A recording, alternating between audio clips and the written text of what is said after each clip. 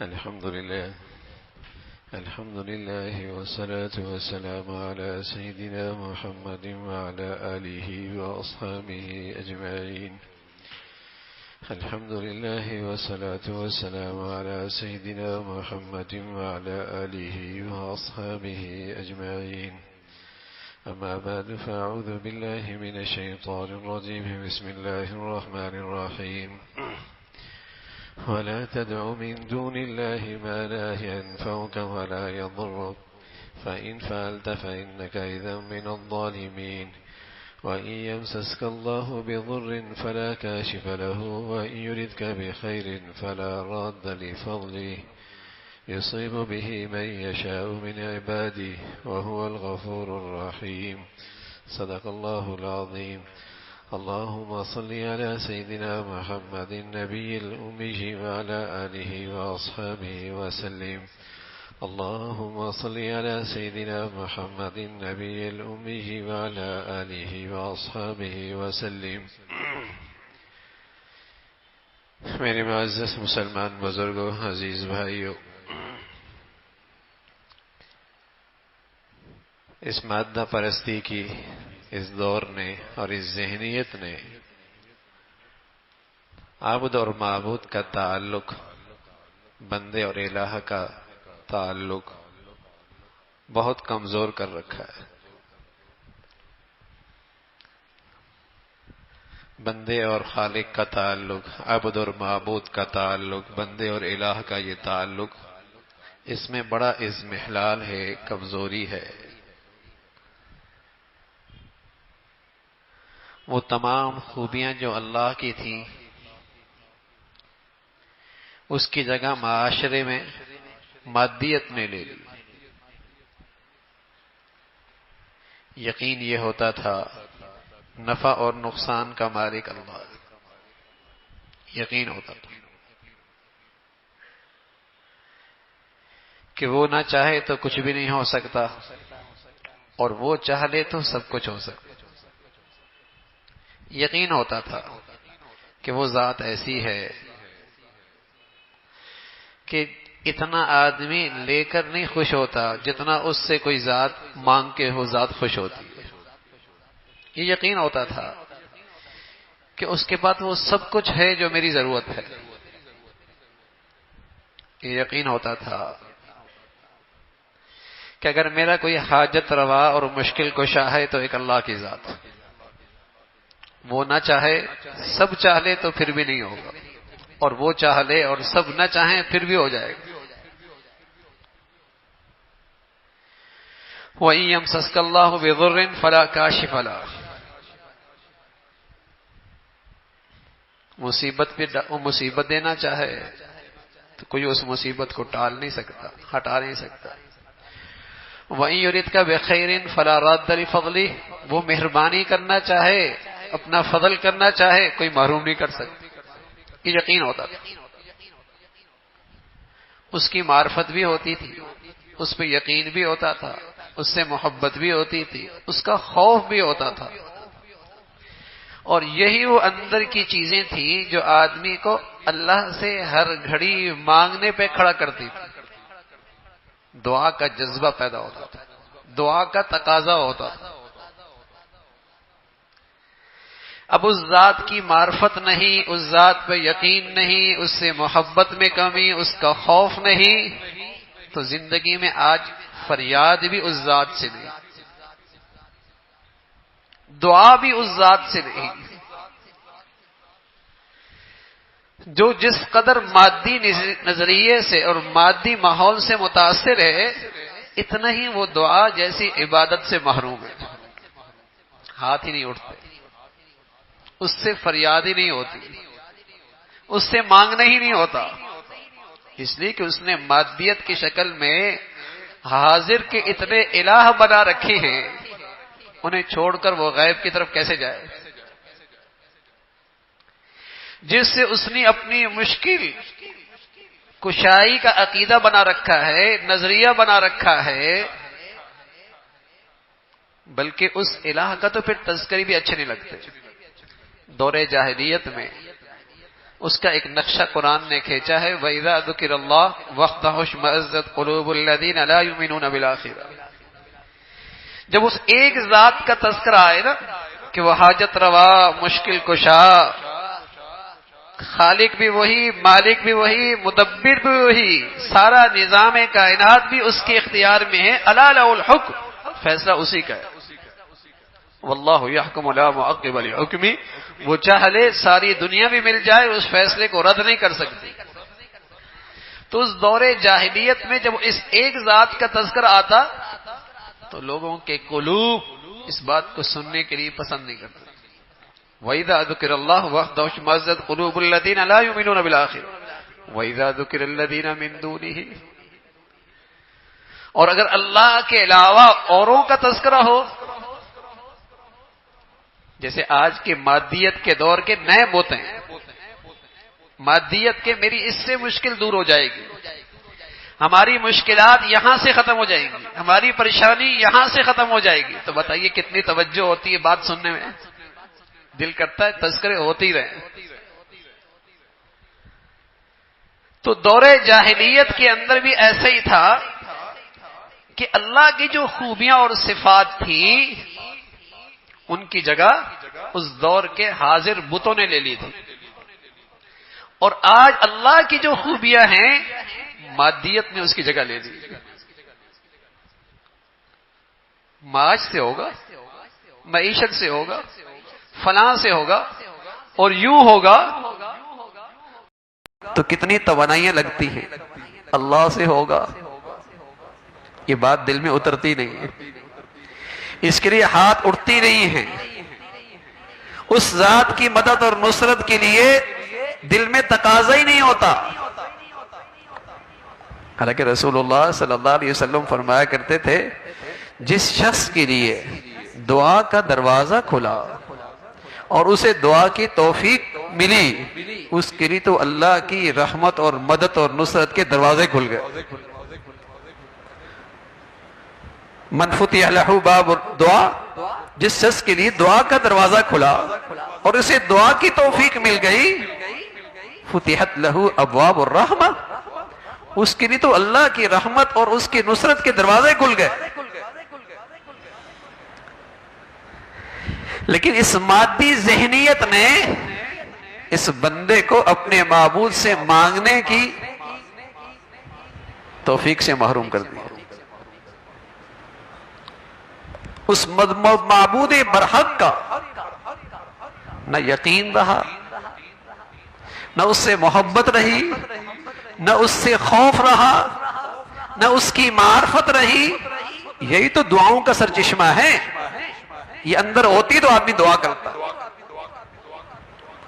یہ چیزیں اندر ہوتی تو آدمی دعا کرتا کہ یہ یقین ہو کہ میری بگڑی اگر بن سکتی تو اس ذات کے فیصلے سے بن سکتی، میرے مسئلوں کا حل ہے تو اس ذات کے پاس ہے، میرے لیے پریشانیوں کی نجات ہے تو اس ذات کے پاس، ہماری ہر ضرورت اگر ہے تو اس ذات کے پاس ہے، یہ یقین اندر ہوتا ہے، پھر بندہ اللہ سے دعا کرتا ہے۔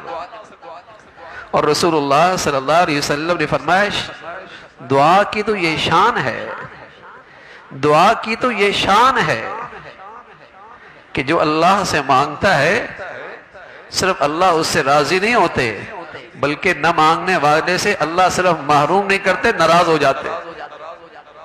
دعا نہ مانگنے والا صرف محروم نہیں ہوتا، اللہ کے غضب کا مستحق ہوتا، اس لیے کہ اس کا دل اللہ کی معرفت سے خالی ہے، اللہ کی ذات پہ یقین سے خالی ہے، اللہ کی محبت سے خالی ہے، اس کے خوف اور تعلق سے خالی ہے، اس لیے تو اس ذات سے نہیں مانگتا۔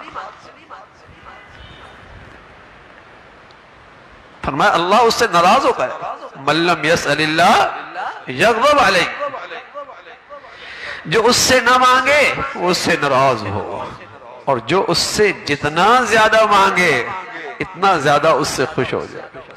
کوئی ایسا سخی کا دروازہ نہیں ملے گا، کوئی سخی کا ایسا دروازہ نہیں ملے گا، کوئی کتنی بار دے گا، آخر بیزار ہو جاتا ہے، لیکن اس کا در ایسا ہے جو جتنا اس کے در پہ بھیکاری بن کے جاتا ہے اتنا ہی خوش ہوتا ہے، اتنا خوش ہوتا ہے۔ اور رسول اللہ صلی اللہ علیہ وسلم نے فرمایا الدعاء مخ العبادہ، دعا تو عبادت کا مغز ہے، اور جو نہیں مانتا اس کے اندر تکبر ہے، اس کے اندر تکبر ہے، اس کے اندر یہ گندگی موجود ہے بڑائی کی، اس لیے دعا نہیں کرتا۔ ان الذین یستکبرون عن عبادتی، یہ تکبر رکھتے ہیں، پھر جنت میں اللہ کی رضا کا اندر ان کا ٹھکانہ نہیں، جہنم ان کا ٹھکانہ۔ تو ایک بہت بڑا عمل مسلمانوں کے پاس تھا اللہ سے لینے کا، اور مصائب اور پریشانیوں سے حفاظت کا، پریشانیوں اور مشکلات سے نکلنے کا، دعا دعا۔ اسباب اور وسائل کافر بھی اختیار کرتا ہے اور مسلمان بھی اختیار کرتا ہے، لیکن مسلمان اپنے اسباب و وسائل جتنی اس سے قدرت ہوتی ہے وہ کرنے کے بعد اللہ کا در کھٹکھٹاتا ہے، اللہ کے در پہ دستک دیتا ہے اور اس کے سامنے فریاد رکھتا ہے اور اس سے اپنے فیصلے کرواتا ہے اور اس سے بات منواتا ہے۔